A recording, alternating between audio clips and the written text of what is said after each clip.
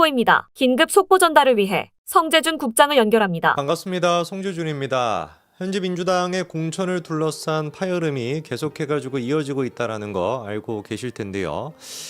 이렇게 원래 혼란스러울 때 어떤 사람들은 잘 대처하는 사람들도 있고, 그리고 이제 평상시에 어떤 그 광기를 내면에 품고 있던 사람들은 이 혼란 시기 동안에 자기 그 광기를 유감없이 발휘하지 않습니까? 민주당 쪽에도 대표적인 인물들이 몇 사람이 있었습니다. 최근에 이제 그 보수의 주모로 등극을 하신 분이죠. 이수진 의원도 마찬가지였습니다. 김병기에 대해 가지고 폭로를 했었던 게 이수진인데 그 뒤로는 좀 잠잠해요. 그렇죠. 뭐 폭로를 할 거면은 좀 시원하게 폭로를 하든지, 민주당 탈당했다 이거 말고는 별다른 지금 막 근황이 없습니다.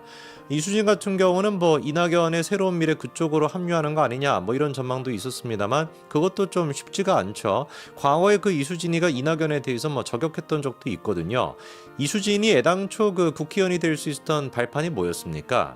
양승태 전 대법원장의 사법농단, 거기에 뭐 자기 피해자였다, 블랙리스트 같은 게 올라 있었다, 이게 이제 이수진의 주장이었죠. 그렇죠? 제가 주장이라고 말씀드리는 이유는 정반대되는 증언들이 많이 나왔기 때문이에요. 야, 뭔 소리냐, 네가 뭔 놈의 블랙리스트의 피해자인 것이냐, 재판부에 그때 블랙리스트 명단에도 이수진이가 없었다라는 거 아닙니까? 그리고 애당초 이수진이가 그렇게 좌천이 됐던 거는 양승태의 무슨 뭐 피해자였던 것이 아니라 일을 똑바로 못해서 근무 태도가 문제가 있어가지고 뭐 이런 식의 증언들도 많이 나왔었으니까. 근데 그 양성태 사법농단에 대해 가지고 이수진이 비판을 했더니 이낙연이 자기를 막 혼냈다, 이런 워딩도 좀 이제 좀 애 같은데 뭐 어쨌거나 뭐 혼냈다 이런 얘기를 했던 게 또 이수진이거든요. 그러다 보니까 지금 시점에서 뭐 이수진이가 이낙연의 신당으로 들어가는 것도 어려워 보이고 사실상 뭐 정치 생명이 끝장이 났다라고 봐야 될 것 같습니다. 그리고 또 최근에 재미난 근황을 보여주고 있는 게 남국이거든요. 남국이는 이제 그 코인의 대가 아닙니까?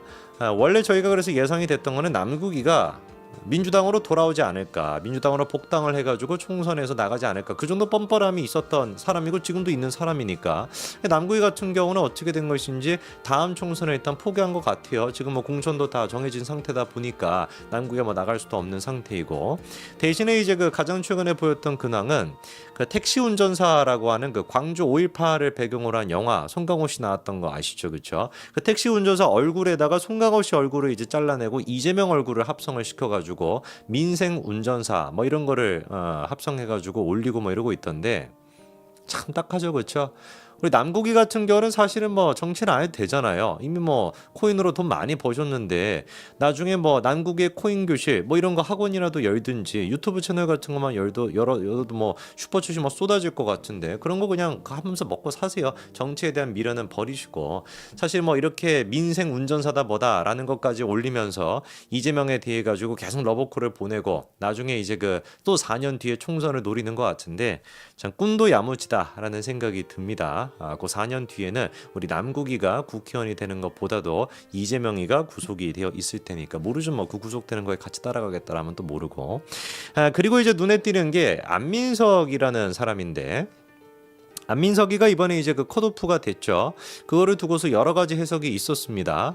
오산에서 5선까지 했다 안민석이 어떻게 컷오프가 됐을까에 대해 가지고 여러 뭐 일단 뭐 썰들이 있었는데요. 첫 번째 같은 경우는 어차피 안민석이가 오선에서 5선이기 때문에 민주당 타이틀을 달지 않고 그냥 무소속으로 출마하지 않겠냐. 그것도 이재명이랑 안민석이 다 얘기가 끝난 거다. 그러니까 보여주기 식으로 가장 대표적인 친명이라고 할 수 있는 안민석을 컷오프 시켜가지고 이것 봐봐라, 친명한테만 내가 공천을 준 게 아니지 않냐 라는 식의 이제 허수아비 같이 일단 안민석을 세워놓고 안민석 본인 스스로 그냥 무소속으로 오선에 나가도 충분히 당선이 될 수가 있으니 그런 식의 그림을 짠 거 아니냐라고 하는 썰도 있었고요. 그리고 또 어떤 썰 같은 경우는 안민석이 과거에 무슨 얘기를 했었습니까?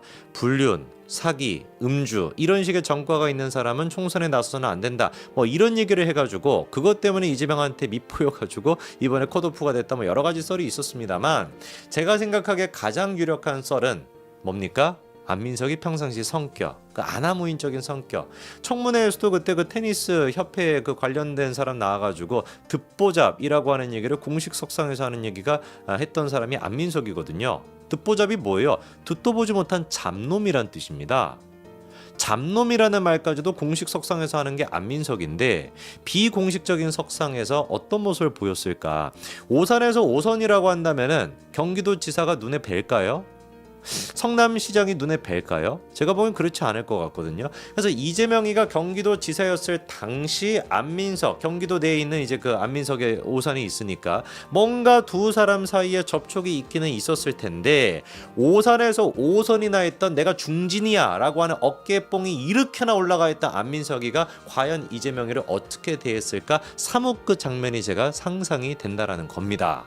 그래서 그때 당시 안민석이가 이재명한테도 아나무인으로 대했고 그게 자존심의 스크래치가 났던 이재명이가 이번에 컷오프를 했다라는 게 가장 설득력이 있어 보이거든요. 그래서 사실 그 이재명에 대해 가지고 안민석이 했던 얘기가 이재명을 겨냥했다라고 하는 얘기, 아까 이제 뭐 사기나 불륜이나 음주 이것도 있었습니다만 대놓고 이재명한테 안민석이가 뭐라고 했었습니까? 험지로 나가라, 종로 같은 데 나가라 이렇게 얘기했었거든요. 그래야지 개항을 해 나갔던 거를 완화할 수 있다라는 얘기까지도 덧붙였던 게 안민석입니다. 대놓고 그냥 이재명이부터 나가 죽어라 이렇게 얘기한 거랑 똑같은 거 아니에요. 그래서 그때도 마찬가지로 이게 작년 한 8월 달쯤에 나왔던 얘기로 기억이 나는데 그때도 마찬가지로 안민석과 이재명 두 사람 사이는 별로 좋지 않았고 안민석의 이재명이를 내보내려고 했다, 보내버리려고 했다라고 보는 게 제가 보기에는 가장 설득력이 있어 보입니다. 자, 근데 이렇게 컷오프가 됐다 안민석이가 이번에 개같이 다시 부활을 했습니다. 어떻게 부활했는지를 보니까 민주당 같은 경우도 이번에 선대위가 다 꾸려졌죠. 3명의 이제 그 공동 선대위원장 체제로 이제 갖게 됐습니다. 그래서 이제 뭐 여러 사람 뭐 들어가 있는데 이해찬도 들어가 있고요. 김부겸도 들어가 있고 이재명이도 들어가 있어요.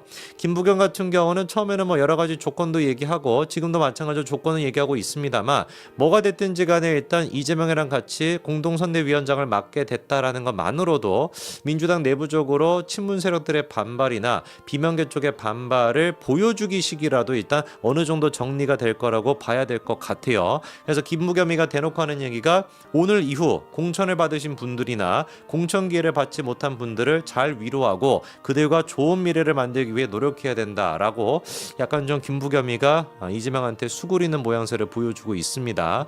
이래가지고 우리가 김부겸을 좀 약간 중도적이다, 약간 온건하다라고 평가를 합니다만 글쎄요, 아마 이렇게 김부겸이가 얘기한다라 그래서 마음에 지금 광기가 도사리고 있는 분노와 배신감으로 불타오르고 있는 임종석의 그 심기를 과연 진정시킬 수 있을까라는 의구심은 남아요. 임종석 같은 경우도 마찬가지로 선대위에 들어가는 거 아니냐라는 얘기가 있었습니다만 결국엔 거절했다라는 거 아닙니까?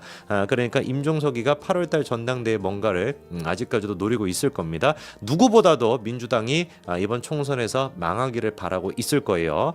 그리고 또 눈에 띄는 게 3명의 이제 그 상임 선대위원장뿐만 아니라 다른 이제 또 공동선대위원장들이 들어가는데 뭐 여러 사람 많이 들어갑니다. 공영웅 현대차 사장 전 사장도 들어가 있고요. 눈에 띄는 것이 백범 김구의 증손자라고 하는 김용만 이사도 마찬가지로 들어가 있는데 아니 이 사람 같은 경우는 최근에 이제 그 음주운전 전과가 밝혀져가지고 논란이 됐던 사람 아닙니까? 야, 진짜 이런 거 보면은 민주당은 아예 그냥 뭐 음주 이런 거는 신경도 안 쓰는 것 같아요. 음주 전과가 있다라 그래가지고 벌금도 한 100만 원 이상 나왔다라는 걸로 기억이 나는데 그래서 언론사들이 많이 비판을 했지 않았습니까? 어떻게 이런 사람을 인정입할 수가 있냐고. 그런데 뭐 그런 비판은 뭐 눈에도 깜짝 안 하고 그냥 바로 그냥 뭐로 임명해 버리는 거예요. 공동선대위원장으로 임명을 하고 있습니다. 그리고 이제 눈에 띄는 게 박강원과 안민석 두 사람이 있죠. 박강원 같은 경우도 사실 이제 그 수원에서 컷오프가 된 게 굉장히 좀 충격적이었습니다. 그래서 이제 이수정 우리 그 후보가 굉장히 좀 해볼 만해졌다 이런 지금 평가까지 나올 정도인데 박강원 전 원내대표도 굉장히 온건파로 분류가 되는 사람이잖아요. 근데 이 박강원이 컷오프가 되고 난 뒤에 도 마찬가지로 박강원이 이번에 그래도 민주당 이재명의 민주당을 좀 적극적으로 힘을 실어주는 것 같아요. 그래서 경기도에서 박강원 그리고 정성호, 김병욱과 함께 권역 담당 공동선대위원장을 또 박강원이 맡기로 했다라고 합니다. 이거는 이재명 입장에서는 굉장히 좀 도움이 된다라고 표현할 수 있겠죠, 그렇죠? 그리고 이 권역 담당 공동선대위원장에 또 누가 들어가 있냐? 안민석이와 마찬가지로 들어가 있다라는 겁니다. 겉으로 봤었을 때는 지금 이제 민주당의 공천 파열이 어느 정도 정리가 되는 것처럼 보입니다. 그래가지고 지금 이제 박강원도 들어가 있고 김부겸도 들어가 있고 안민석이 또한 마찬가지로 들어가 있는 것 같은데, 안민석이는 가장 최근에 공천 결과를 받아들이겠다 재심 신청을 했었습니다만 그거 이제 포기하고 공천 결과 받아들이겠다라고 하고 권역 담당 공동선대위원장까지 맡았다라고 하는데, 두고 보십시오. 민주당이 총선에서 완패도 아니고요. 국민의힘보다 한 석이라도 적게 나온다면은 가장 먼저 총대를 메고 이재명이를 내보내야 된다, 이재명이를 구속시켜야 된다라고 외칠 인간이 안민석입니다. 그렇게 안민석이 지금까지 살아왔고요. 그렇지 않습니까? 행보가 그 윤지원지 뭔지 그런 인간들만 잡스러운 인간들 데리고 와가지고 어떻게 해서든 간에 어그로를 끌고 어떻게 해서든 간에 기사 한 줄이라 더 나가지고, 탄핵 정국 당시에도 얼마나 안민석이 말도 안 되는 헛소리를 많이 했었습니까? 정유라 씨에 대해 가지고 최서원 씨에 대해 가지고 얼마나 말도 안 되는 가짜 뉴스를 많이 퍼뜨렸었냐고요. 그랬던 안민석이가 과연 이렇게 순수히 이재명을 위해 가지고 권역 담당 공동선대위원장을 수락해 가지고 열심히 활동한다? 저는 절대로 안 그럴 거라고 봅니다. 한석이라도 민주당이 국민의힘에 비해서 적게 나오는 그 순간 바로 안민석이가 가짜 뉴스라도 만들어 가지고 이재명이를 내보내고 구속시킬 거라고 저는 100% 확신합니다. 민주당은 겉으로 봤었을 때는 안전하게 뭔가 지금 이제 봉합이 된 것처럼 보이지만 이거는 봉합 수준이 아니라 미봉책도 안 된다라는 거 한번 결과 두고 보자고요. 여기까지 말씀드리겠습니다. 감사합니다. 이상 긴급 속보 전달을 마칩니다. 윤석열 뉴스의 장솔비 기자였습니다.